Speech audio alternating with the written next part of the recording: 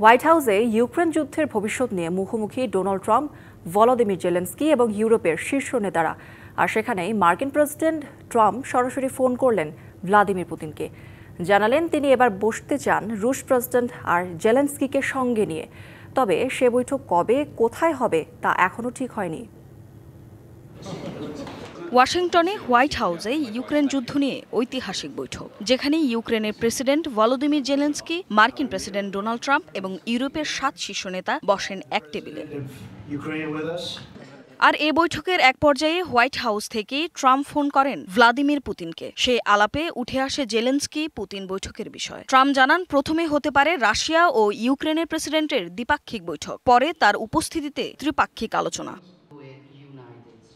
তবে বৈঠকে ফ্রান্সের প্রেসিডেন্ট আর জার্মান চ্যান্সেলর জোর দেন যুদ্ধবিরতিতে। কিন্তু ট্রাম্পের মতে শান্তি আলোচনায় অগ্রগতি আনতে যুদ্ধবিরতি জরুরি নয়। এলএমই সার্টিফাইড বিশ্বসেরা কপারে তৈরি ওয়ালটন কেবলস, যা আপনার স্থাপনাকে রাখবে সব সময় নিরাপদ। ট্রাম্পের ঘোষণা, ইউক্রেনের নিরাপত্তা নিশ্চিতে ইউরোপীয় দেশগুলি নেতৃত্ব দেবে, যুক্তরাষ্ট্র থাকবে সমন্বয়কের ভূমিকায়।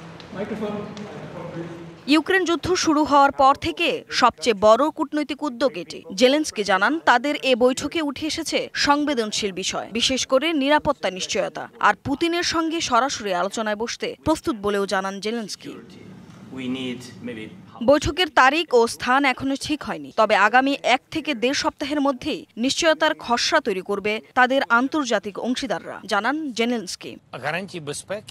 ইউক্রেন শান্তির পথে কখনো থামবে না। আমরা প্রস্তুত দ্বিপাক্ষিক বা ত্রিপাক্ষিক আলোচনায় অংশ নিতে।